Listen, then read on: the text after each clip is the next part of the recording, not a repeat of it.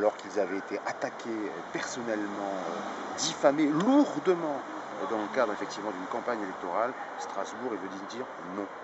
On a le droit, dans une campagne électorale, de faire de la polémique. Bien sûr, il y a des réserves, mais je crois que cet article est prudent.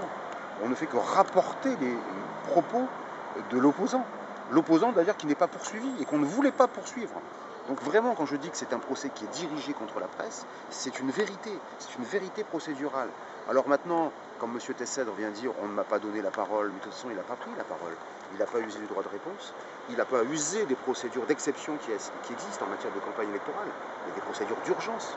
Il n'a rien fait, il a attendu quasiment la prescription, 2 mois et demi pour déposer plainte, alors qu'il avait gagné les élections, dans le seul but, il le dit à l'époque, je voulais, parce que j'étais convaincu que c'était lui, m'attaquer à Hugues Robert.